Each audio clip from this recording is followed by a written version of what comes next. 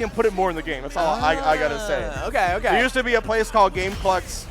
It has an imprint on it for the rest of its life. We don't need any duct tape here. That's all I gotta say. If you know, you know. You know, actually, that kind of makes sense. I feel like the ones that are like so like emotionally locked in are also the types that, like, when they're a little bit younger, let it fly a little bit more than they needed to, maybe hurt a knuckle here and there. I think we're at It's part of the maturing process, I think. I think the way I'm going to describe it here is that Mason has to kick FineLikeWine in the mental and emotional sandcastle, right? We're on the right stage. We got the sand. Maybe he's going to start to try and build his own kingdom here. Fitting again, right, for the Fight Kingdom. But, man, starting things off, FineLikeWine already sort of sitting on a perfect. Sort of what we expected. This is not an easy matchup for Honda to get in on. We're going to see a lot of big parry attempts, and he's really going to need a ton of them. It's going to keep him that drive advantage on Mason's side, but FineLikeWine slowly building his, and you got to bank it on these armored moves that are definitely death on block. Yeah, I feel like this matchup is just so difficult for Honda, right? Because you get to play at the best optimal range, being like full screen, chucking these booms, covering that horizontal space, and you can't even like EX headbutt because you already see it got blocked, and even butt slam is a little bit too slow. You have to inch your way forward. You have to use perfect parry, but it is not going to be enough. A perfect KO on FineLikeWine's side. Oh my God! It's a 50-second perfect. That was a 50-second perfect. The longest so perfect we ever seen. Holy cow! It could happen to you, man. It could happen to anyone. But man, especially because, man, look at what he's doing to get in. Just those slow walks, just enough to get that medium punch on block. And the moment it does, FineLikeWine just drive reversals him right back out. Oh, and the low, a little too early. Didn't get that charge for the flash kick, but it kind of doesn't matter because he's able to just reset, gain a little bit of that screen space back just so he can afford to back up again as he booms. And Mason, all the while, just getting smacked by these little booms.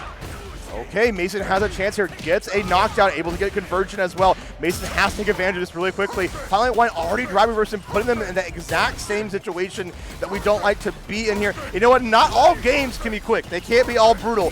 They have to be slow like this. You have to play to your character's strength. Mason trying to make these things happen. He has to make these conversions hurt a little bit more. Yeah, it's one of the most painful things about fighting the Guile, right? It's suddenly, more than many other matchups, that much more important to bait these reversals, bait these flash kicks, the drive reversals, because of how difficult it was to put them in the position to force those options out to begin with. If they get away with it, they get back to this full screen. Both players, though, sitting at kind of just a sliver. If Mason gets like a nice jab check on these dashes, on these Sobats, he could. Oh, and the read! No! But he's in burnout to do it. It's now safe. 7 seconds on the clock, and Mason was able to make it happen. Now, I want to touch something on there earlier in the match. We were able to see Mason use the jump like fierce, right, to kind of like stall over it. It's not a foolproof option, but it's something I want to see him rotate a little bit more often. And there's an anti-air coming out here. Doesn't get the full cinematic brunt of it, which is a little bit unfortunate, but we're back in that same situation. This time, FineLikeWine feels the need to be a little more aggressive now. It seems like it, right? Mason's starting to perhaps get a read on the rhythm of these booms, and it's time to switch things up. But it's kind of a scary proposition because I feel like these drive rush checks have been the opportunities that Mason has needed to get this offense started. FineLikeWine, though, every time able to drive reversal and back out. Running out of the meter to do so, though. Okay, we're kind of more of a mid-range option here, and then backs up cleanly. Mason, you have to play Guile's game, and honestly, FineLikeWine is playing it to the best of his ability. Yes, sir. Yes, sir. And one thing we really haven't seen is these sort of errant butt slams to get in. Of course, the boom really, you know, really recovery-less. Really fast on that recovery. So anytime you go for like a butt slam, it's gonna be from that full screen away pretty much, and it will be able to react. But FineLikeWine not needing to. A level 2, really just hoping and praying that he was going to catch a boom or a blade, and no such luck as FineLikeWine takes that first game. I do not hate the options that Mason had been throwing out there.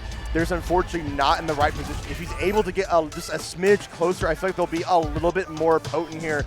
Yeah. Yeah, and it just seems so difficult. FineLikeWine's been so positive on using these drive reversals just to keep him at that perfect spacing. Now that's exactly what I want to see M8SN having opening gambits to instill their will on these plus frames. Your perfect parry to be putting M8SN in the corner here. Now we're in a different position here. Let's see if FineLikeWine is as strong at this part of the screen as he was at mid-screen. It's not enough. M8SN finds a drive impact here, able to make probably the biggest conversion we've seen all day, and the butt slams are starting to be represented. Oh man, if he gets like 1 or 2 more of these reads on the drive reversals, he could really make the hurt late on, get the hurt late on. But FineLikeWine still back in that comforting situation, and look how much room on the screen he has to back up if he needs to. Hey, we were getting really close to that mid-range situation, but now FineLikeWine calling out with the anti-airs. Now we're back into the full screen here. And every time I feel like FineLikeWine gets close to M8SN, it gets a little more dire. FineLikeWine gets a little bit more uncomfortable, but as I say that, yeah, it drops the combo. A little unfortunate. That was a kill for sure. Yeah, absolutely. The level 2 was there, the level 1, any of it. Phasers were always set to stun here. Has to do a little more honestly. One more situation and calls out the tech. There it is. FineLikeWine gets another round. I've got to be a little worried. That was kind of like FineLikeWine giving M8SN a chance, going for the double sweep instead of the sweep launcher, right? Yeah, I think he has to set his phasers to kill instead of stun this time. Ooh, I like the attempt to go for the EX walk, butt slam. Even though FineLikeWine has been taking it off the table, he still has to represent it. Definitely, yeah, the plus frames, it's kind of the worst dash cancel in the game, but a dash cancel is a dash cancel all the same. Oh, nice, and he's gonna get the flash kick convert. And the health, dude, it's evaporating. I don't know, I think he's dead, actually. Yeah, I think that's all she wrote. Yeah, that's the set. As FineLikeWine, yeah, the players already standing up, the crowd already clapping, and just like that, we only have one more set in this top 24 as FineLikeWine moves onward into